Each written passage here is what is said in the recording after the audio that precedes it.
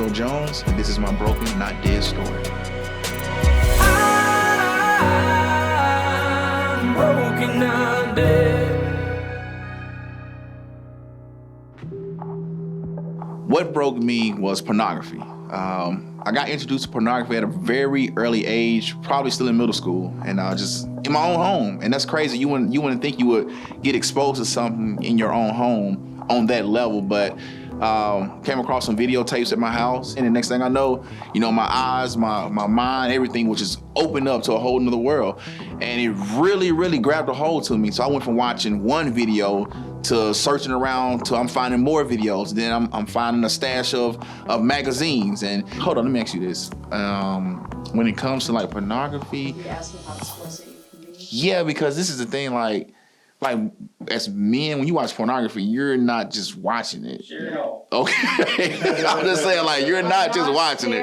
The N-word, okay? Not scared. I remember one time I used to go to use the restroom, right? And while I'm using the bathroom, I would sit there and watch and look at the dirty magazines. And then my mom found the magazine, like, thrown in the closet in the bathroom. And guess what's so crazy was the pages were stuck together. But what happened to me was the fact that it opened up my mind to looking at women in a whole different way, looking at girls in a whole different way. So I'm going after them now. You don't look at them no more as just a person. It's more like an object. It's more like, hey, I'm undressing them with my eyes. Your thoughts and your imagination is definitely going to play out in your actions. So it's like you go from, you trying to get a physical touch with the female now. Back in the day, middle school, you grabbing on the bottles, you grabbing girls on the booty and you running. You trying to cop a feel, as they say.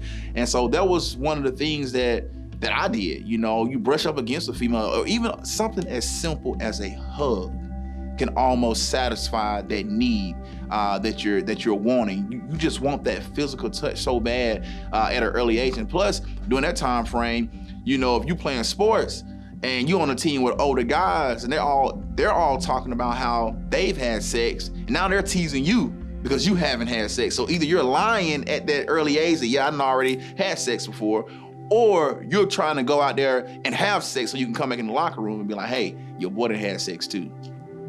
So when I'm in college, one of my good homeboys on the football team, he would get DVDs. I don't know where he got them from, but he would get a whole stack of DVDs of pornography, right? And I was his tester. I was like, literally, I would test out the DVDs and tell him which one's good and bad. And I would watch porn all the time, right? Like all the time. And yet I'm sleeping with women. Like, so I can sleep with 3 or 4 different women in a week and I'm still watching porn. So that's how strong of a hold it had onto me. When I was in high school, like, I hated going on vacation because I couldn't take the porn with me. Like, that's just how crazy it was. Like, so if I couldn't take a dirty magazine, if I couldn't watch it, like, when we would go somewhere, I was like, what am I supposed to do?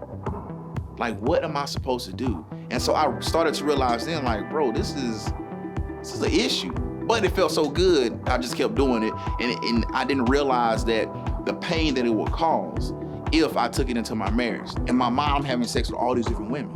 So it's like, one day is this type of woman, the next day is this type of chick, the next day is this type of female.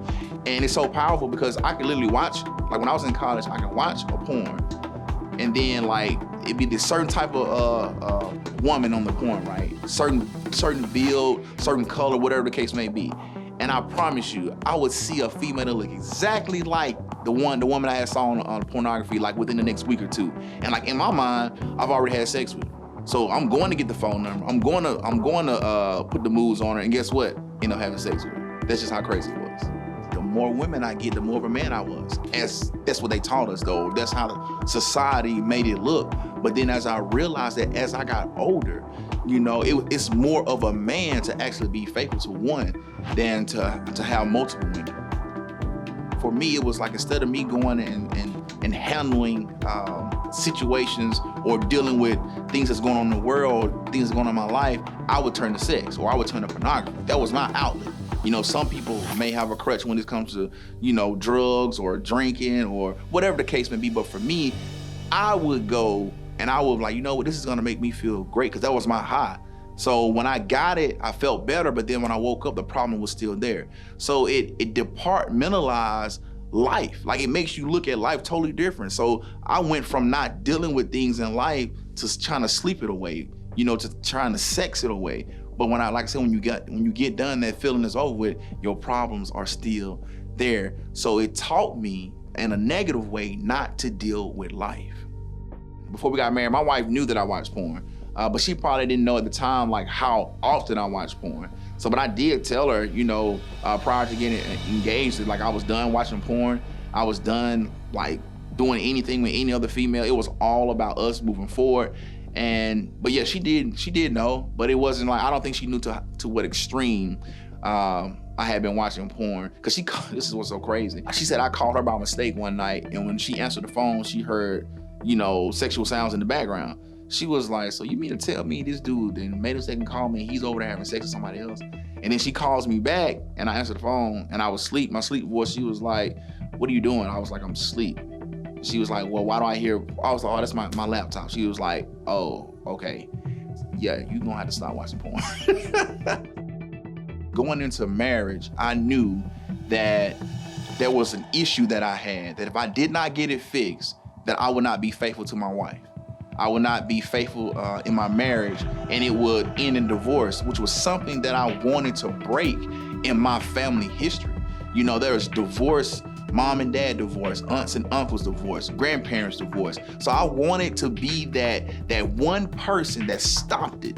You know, I wanted to step in and be that kinsman, redeemer of my family, my lineage, and I wanted to be like, no, this thing that has broken me and my family, it stops now. So my brokenness came from the fact that going into my marriage, I knew that I had a major issue that would kill my marriage before it even started. So before I got married, I actually I started educating myself on pornography and how it affects the mind, the body, and the things that it does and how it would lead to divorce and things like that. So I got down on my knees and I prayed to God. I said, God, I no longer want to watch pornography. I'm done with it. And this was right before I got engaged, okay? So before I got engaged, I made up a decision. I made up in my mind, I made a decision to stop, and I prayed to God to help me with this desire. And immediately, this is what's so crazy and what's so powerful about God. And when you really are sincere and when you really want to stop doing something, you really want to get over a temptation. For me, when I prayed, it went away instantly as far as me wanting to watch pornography. Now, is the desire there still to want to be with women? Of course. But other women, no. Do women still look attractive? Heck yes. But I haven't watched porn. I've been married 10 years now, okay? So I've been married 10 years and I haven't watched porn in over 11 years. So I know for a fact that the power of God is real, because I couldn't do it on my own. Because it was up to me, to be honest, if it was up to me, I'd still be watching porn now, you know, or doing even worse things. So to me, when I laid it all out, made up in my mind, made a decision, I no longer want to do this, and I prayed to God about it, everything shifted.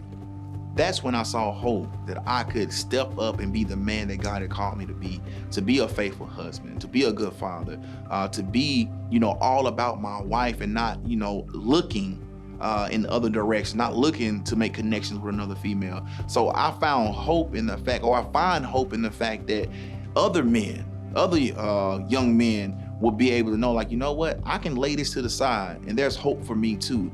When it comes to porn, like I said, it opens up a whole new avenue. Your imagination starts to run wild, and it makes it harder for you to be faithful. It makes it harder for you to be in covenant if you do plan on getting married. So I would definitely say, don't get exposed to it. Don't even open that book. Turn the TV off. You know, don't buy the DVDs. Don't download the apps. Don't get on the internet and search for different things concerning sex. And then you have to develop a strong prayer life too at the same time. You really, if you know there's an urge or an issue that you have, it's okay to get counseling. It's okay to go to therapy, and it's okay to pray about it.